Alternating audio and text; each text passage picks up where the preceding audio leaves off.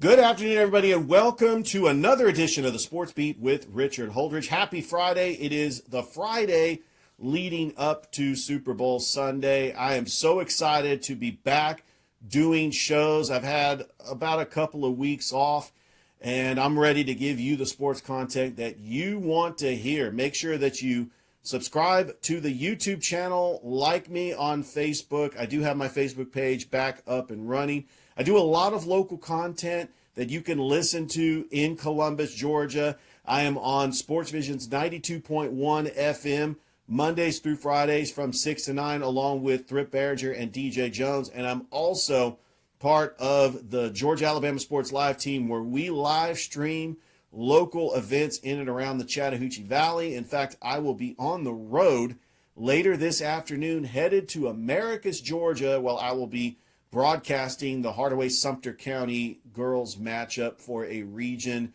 championship. So let's go ahead and dive right into the show. It's Super Bowl 60. It's going to take place on Sunday between the Seattle Seahawks and the New England Patriots.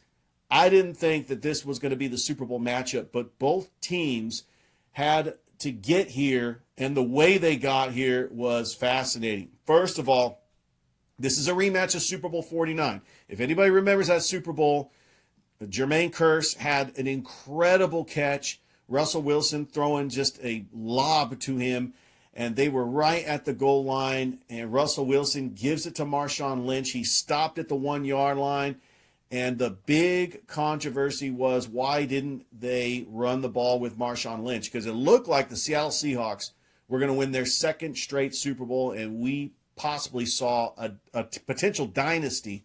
But that was not the case. Malcolm Butler was the hero for the New England Patriots, and he gave the Patriots their 5th Super Bowl. It was an incredible game. I remember seeing it, and I know that you could talk about the narratives in this game, like, well, this is a revenge game for the Seattle Seahawks. Well, none of the players that were playing on the Seahawks back in 2016, none of them were playing in this Super Bowl, back in 2015, rather. So it was 11 years ago. None of them were playing in this Super Bowl. And so you got a new crop of Seattle Seahawks that have looked fantastic. I mean, I'm not saying that their defense is the Legion of Boom, but the Seahawks defense is scary good when you got players like Devin Witherspoon and when you have Leonard Williams. I know that they don't have the leader at linebacker like a Bobby Wagner. He's now on the Commanders. But this was a team that went 10-7 last year, and they had Geno Smith, and you also have Sam Darnold coming into the fold. Now, Sam Darnold won 14 games with the Minnesota Vikings last year, but he has really made the difference. Jackson Smith and Jigba, he got Offensive Player of the Year. I'll get into about the NFL honors later in the show. But the Seahawks, who have been mediocre for the last couple of years, the Russell Wilson, Pete Carroll era, it left. Obviously, Russell Wilson gets traded to the Denver Broncos. And then you have a guy like Geno Smith coming in, back-to-back 9-8 seasons. They did make the playoffs, and they did lose in the wild card round, but you had a decade of consistency. They had that 7-10 year in 2021, but Russell Wilson was a great quarterback for the Seattle Seahawks. I don't think that Seahawks fans forget what he has done for the city. And even though they did lose that Super Bowl 11 years ago, Marshawn Lynch was at the tail end of his career. He actually came back in a Seahawks uniform in 2019, which was incredible. But, they've had players like Thomas Rawls. You had Chris Carson. Rashad Penny turned out to be a bust. But I tell you what, Kenneth Walker has been outstanding. He rushed for over 1,000 yards. It's the play of Jackson Smith and Jigba that's been incredible. The Seahawks never really had a number one wide receiver. I don't consider Doug Baldwin or Golden Tate or Jermaine Kearse, I don't consider these receivers number one receivers. They had Tyler Lockett. They had DK Metcalf. Yeah, DK Metcalf was a number one, but there was a lot of question marks when he got sent to the Steelers. And then they get Cooper Kupp, a veteran receiver who is still got some gas in the tank. Cooper Kupp can get like 10 receptions. Like, this was a guy that was a difference maker for the Rams when they won that Super Bowl. So I think that the Seahawks, which are a 4.5-point favorite, can win this Super Bowl to win their second Super Bowl. And that'd be great for the city of Seattle. But I think that the Seahawks are just a very well-run organization with Dan Schneider, who's really been the catalyst for the general manager position for the Seattle Seahawks.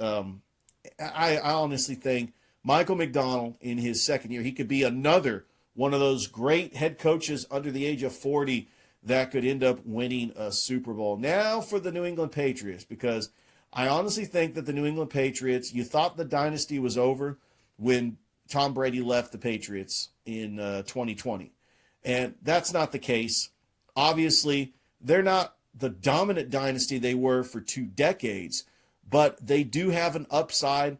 I do think that the New England Patriots under Mike Vrabel, who won Coach of the Year, I don't understand why the Tennessee Titans got rid of Mike Vrabel. And when you fire a guy like Gerard Mayo, who was a one-and-done coach, you go get an upgrade. You get the coach that's out there on the market. And what can you say about Josh McDaniels, who's now coordinating in his 10th Super Bowl? It is incredible. They hit a home run with Drake May. Obviously, he has just been a difference maker for the New England Patriots. 31 touchdowns, 8 interceptions. He'd had a great season. How about Travion Henderson from Ohio State? Yeah, go get another incredible player, skill player from Ohio State, and that's what you got. You got Stephon Diggs, who, he's bounced around the league. He was on the Vikings, he was on the Bills, he was on the Texans, and he received for over 1,000 yards. But Hunter Henry, reliable tight end. It's not about the offense. By the way, Austin Hooper playing in another Super Bowl. Remember, he played with Atlanta. It's not about the offense. It's about that defense. That defense has been scary good. Harold Landry leading the way with 8.5 sacks. You've got just the heavy hitters. I mean, K'Von Chasen, Milton Williams, who was with the Eagles. Now he has a chance to win another Super Bowl. And I also think it's pretty impressive that the New England Patriots are doing it the Patriot way. And say what you want about the easy schedule. Yeah, they did have an easy schedule. I'll get you there. But the New England Patriots are here once again in the Super Bowl, and they got a chance to win their 7th Super Bowl. How impressive would it be if the New England Patriots were able to win a Super Bowl without Brady and Belichick? That'd be pretty impressive, right? I cannot wait for the Super Bowl. Levi's Stadium. I'm excited. I'm going to sit down. I'm going to watch it. I'm not a big fan of Bad Bunny. I'm not going to watch the halftime show. I'll watch the commercials. I may watch the commercials later, like on YouTube or something. But I know that this really puts a bow on the football season, and people start wondering, okay, once football season is done, sports starts to slow down. Well, some people are just football fans. And so when the football season transitions to baseball season and basketball season, we got a lot of sports going on, including the opening ceremony of the Winter Olympics, which is happening, I believe, in Milan. I know that Cortino is where they're having the mountain events. And the Olympics are already underway. I'm interested to see the United States in hockey. They've got the NHL players back. How effective will Lindsey Vonn be in the alpine skiing? I know that she's recovering from that ACL injury. You need stars in the Olympics. That's why I think it's important that you feature a skier like Lindsey Vonn. But yeah, right now we don't have anybody that's won any medals yet. I know the curling started off, mixed doubles for the curling, as the United States ended up defeating Canada and Chechnya. And the women's hockey team for the U.S. is taking extra precautions because there's an outbreak for the norovirus. I have no idea what that is. But Milan Cortina, that's what they're calling it, the 2026 Olympics. When I have other shows, I'll have the medal count. I'm interested to see what happens here. But yeah, the Olympics is here. Now let's talk about the National Basketball Association. We did have the NBA trade deadline that just passed, and I'll tell you what, the Atlanta Hawks getting a big win over the Utah Jazz as they defeated them 121-119. They are 26-27 overall in the Eastern Conference. They are currently ninth for that play-in spot. Just a couple games out, possibly could get that sixth spot because nobody wants to see the Hawks in the play-in tournament once again. They would end up playing the Hornets, which that's who they play next. But the new look Hawks gave up on Kristaps Porzingis. I mean, he played only like 16 games. That was not where the Hawks wanted to be. Trading Trae Young to Washington, but getting veteran guards like C.J. McCollum, getting Corey Kispert. But recently, they ended up getting a guy by the name of Jacques Landale from the Utah Jazz as part of the Lonzo Ball trade. And not too shabby. In his Hawks debut, he just happened to score 26 points. Now, he was starting in position of the injured center, Onyeka Okongwu. But the Atlanta Hawks, Jalen Johnson, who's their lone all-star representative, had a pretty good game, 22 points and 16 rebounds. Nickeil Alexander-Walker, who's been the free agent signee of the offseason, had 23 points. I'm disappointed with the overall number one pick from last year, Zachary Rizachet. I want to see more. He's averaging a little over 10 points a game.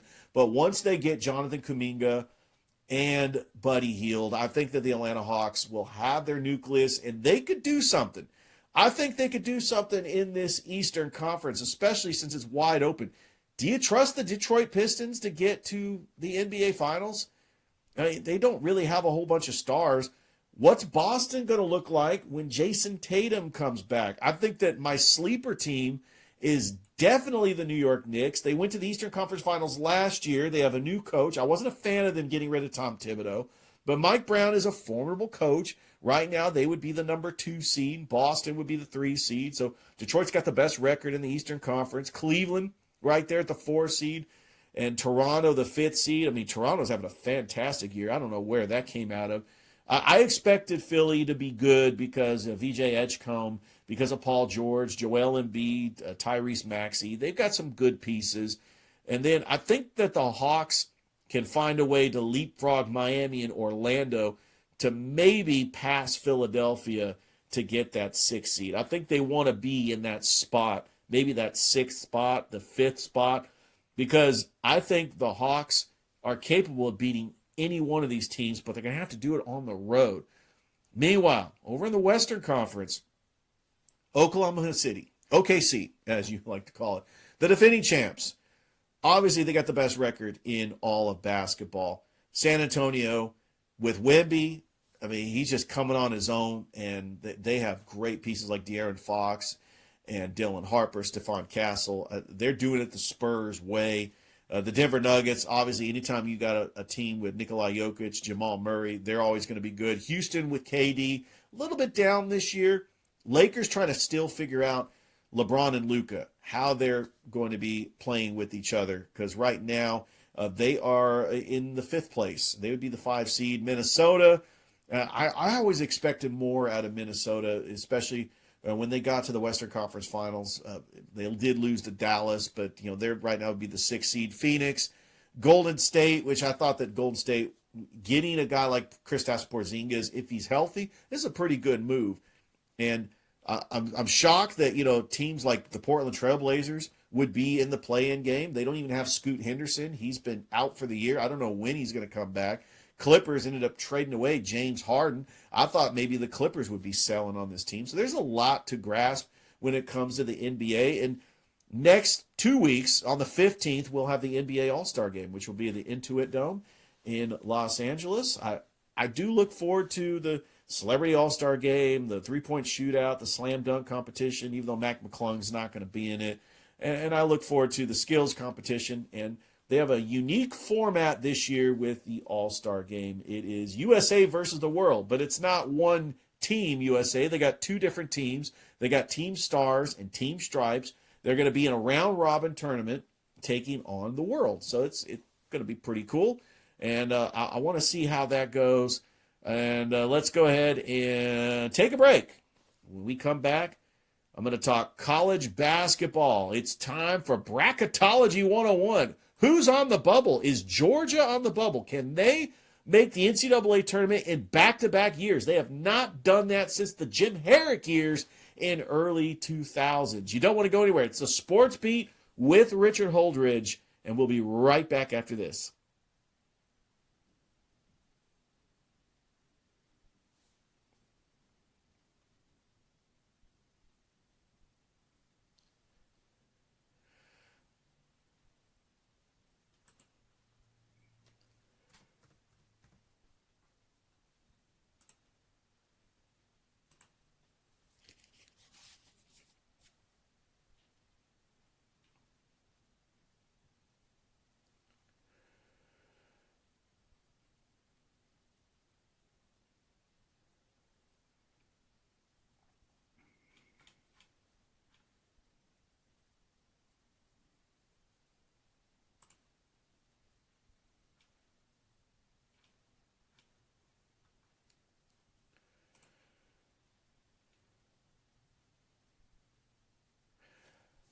And welcome back to the Sports Beat with Richard Holdridge. It's time for Bracketology. College basketball, we got the University of Georgia right now 16-6. Remember, a couple weeks ago, they looked like they were going to be a lock to make the NCAA tournament. I think they're on the bubble now. I don't know if they made Joe Lunardi's bubble team that's like the first team out. I'm going to check the bracketology in just a minute, but I want to talk about the progression of Georgia. Mike White, who's in his fourth year, they have not had a losing record. Remember, 2022 was atrocious. Tom Crean only won 6 games. But the University of Georgia, they made the tournament last year. Remember, they were a 9 seed. They lost to Gonzaga. In 2015, they were a 10 seed. They ended up losing to Michigan State. 2011, they were a 10 seed. They ended up losing to Washington. As I think that's what happened. I'm just going off of memory. Hang on one second. Yeah, 2011. I kind of remember that team a little bit. Well, first of all, Mark Fox had no business losing his job. Yeah, they lost to Washington in 2011. They did lose to Michigan State in 2015. 2008, that was the Miracle 3 year with Dennis Felton. So 4 times they've made the NCAA tournament in the last 25 years. The last time they were back-to-back appearances in the NCAA tournament was in 2002 and 2001. Incredible. That was the Jim Herrick years. Remember, they were a 3rd seed. They got those wins vacated because of some cheating scandal, but they were a 3rd seed. They lost in the 2nd round of the tournament, and they lost in the 1st round the year before as an 8th seed. They've had some success in the 90s. I will give you that. They did go to the Elite 8, lost to Syracuse in the Elite 8 under Tubby Smith. And legendary coach Hugh Durham stepped down in 1995. I mean, they've had 1st-round exits, lost in the 2nd round in 85. And, of course, Hugh Durham took them to the Final Four in 1983 when they had players like Vern Fleming and Terry Fair. This was the year after Dominique Wilkins left for the NBA. So I love Georgia basketball. I've never been to Stegman Coliseum. I want to go. I think that's a bucket list thing for me, is to go see the University of Georgia play, and they have got a chance to do something that they have not done in over 25 years, make the NCAA tournament in back-to-back years. Meanwhile, Georgia Tech is struggling. I don't know if Damian Stoudemire is going to end up keeping his job, because they are on the brink of missing out completely on the NCAA tournament. And that's too bad, because when I think of Georgia Tech, I think of high-quality basketball. I like to nickname it Point Guard U, because all the great point guards that came out of Georgia Tech, to include Mark Price, Travis Best, Stephon Marbury, the list goes on and on. I mean, they've had a great run, including getting to the Elite 8 in 1985 with John Sally and Mark Price, and the legendary coach Bobby Crimmins. But they have fell on hard times ever since they went to the national championship in 2004 and lost to that UConn team with Emeka Okafor and Ben Gordon. Georgia Tech has not had a whole lot of success. They last made the NCAA tournament in 2021 when they were a 9 seed and lost to Loyola Chicago. Before that, they got to the second round in 2010. That was a team that had Iman Shumpert and Glenn Rice, Darius Favors. That was a pretty good team. They lost to Ohio State there in 2010. And they went to the tournament in 2007, 2005, and obviously 2004. Paul Hewitt had so much success. They gave him an extension. Brian Gregory, he wasn't getting it done. He was out as coach after 5 years, not making it to the tournament. Josh Pastner came in. Josh Pastner has been was their coach for 7 years, and now Damian Stoudemire. He's in his third year, 14-8, 17-7, and 11-12. That is not going to get it done. They are 2-8 in the ACC. I don't know if he gets a fourth year because they didn't.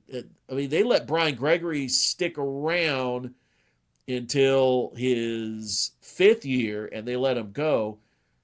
But I'm not 100% sure if Damian Stoudemire is going to keep his job. All right, let's take a look at Bracketology 101 because Joe Lenardi has got some of the top seeds. Let's take a look at that projected field of 68.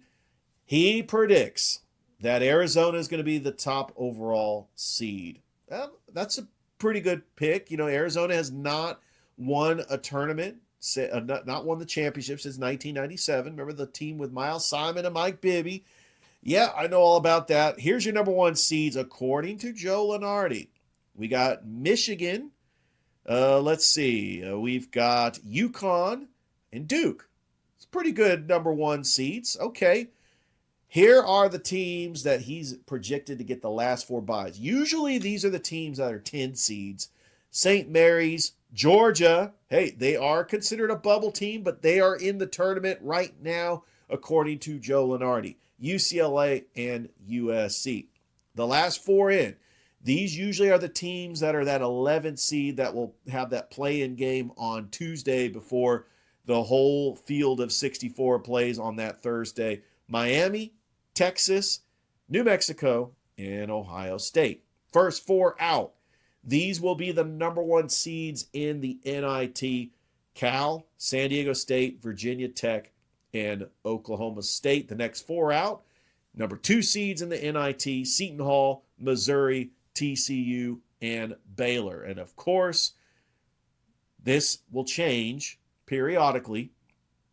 And I'm not saying that a team like Georgia is a lock to get in. I think that the magic number is to get to 20 wins. If they get to 20 wins, I think Georgia will be a lock to make the NCAA tournament. Remember, the SEC had 14 teams make the tournament last year. They had 4 teams in the Elite 8. That is incredible. And I still think that the SEC is the best conference in college basketball. Say what you want. Arizona is the best team. They're out of the Big 12. We know that the Big 12 has powerhouses like Kansas and Texas Tech. Michigan out of the Big 10. With UCLA and USC being down in basketball, that's really not helping their case. Same with Washington and Oregon. They're adding all these Pac-12 teams coming over to the Big 10 for football. It's not really helping them in basketball. But I do expect Michigan is going to be a top seed. I forgot about Iowa State. Iowa State's another Big 12 powerhouse. But I cannot wait until Selection Sunday. I cannot wait to fill out a bracket. I usually get that bracket busted after the first week. But, the defending champions are Florida. And I think that we may have a new champion. Maybe it could be a team like Arizona or Michigan, which a long drought of winning championships. Arizona has not won a championship since 1997. Michigan has not won a championship since 1989 when Steve Fisher was the interim coach. I tell you, a lot to digest. I'm excited about March Madness. I'm also excited because we are 4 days away from pitchers and catchers reporting to spring training. And I'm also a fan of the World Baseball Classic. We got that going on too. It's incredible. The big question mark is, can the Los Angeles Dodgers three-peat? Yeah, we have not had a team three-peat since the New York Yankees won in 98, 99, and 2000. And the Los Angeles Dodgers getting more firepower by getting a guy by the name of Kyle Tucker. And now I know that their leader on the mound has retired, Clayton Kershaw.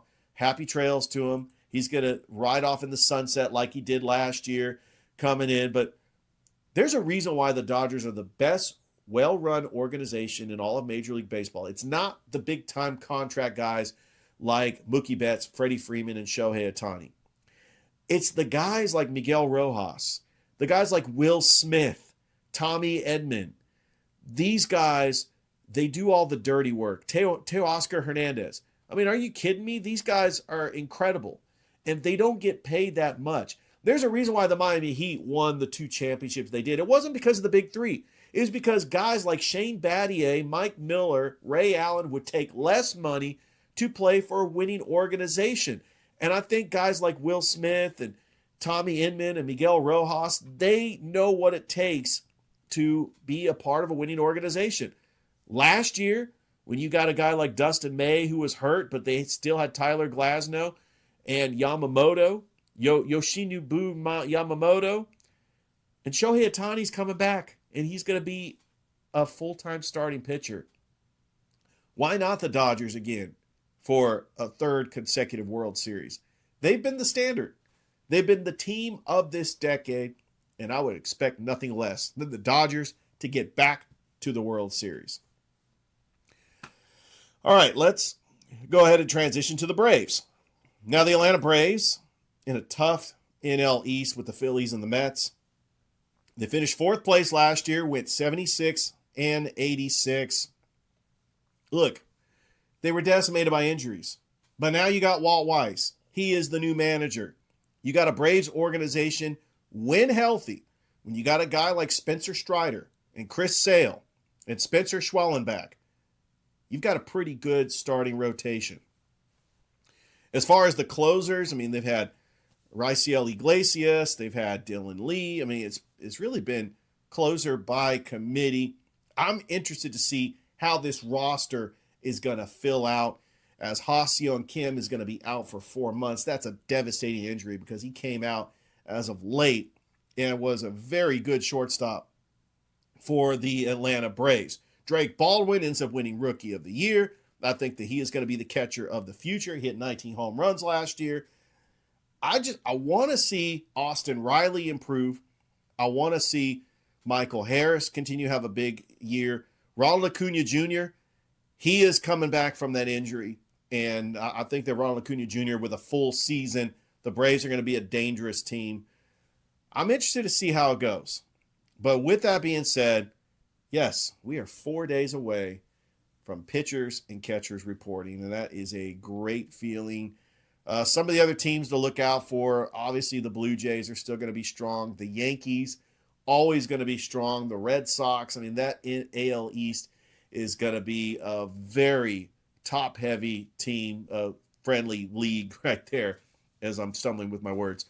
And I tell you what, I love baseball, and I'm excited that it's here. I'm excited I get to do local sports talk radio in Columbus because we got the Columbus Cleanstones. And I want to plug a podcast because there's a podcast out there that's dedicated to the Columbus Cleanstones. It's called Stonercast. Ricky Rogers has founded it, and they're in year 2, and you can catch episodes. I can't wait. The season starts April the 3rd against the Chattanooga Lookouts at Synovus Park. Well, this has been a fun show, but we have hit the 30-minute mark for the show. I want to do this show for about 30 minutes, and I want to try to do the show once a week, sometimes even twice a week. But this show has really evolved. It was just on podcast only, Apple Podcasts. It was an audio only show. I used to have guests on. I used to be part of a radio station, Afternoon Drive on WQEE, just outside of Atlanta in Noonan. But I've been truly blessed. I've been able to do other projects. I love what I do. Thank you for watching the show. Make sure you like us on Facebook and subscribe to the YouTube channel. You can also listen to the show on Apple and Spotify. All right, have a great rest of your day. Enjoy the Super Bowl. We will see you next time.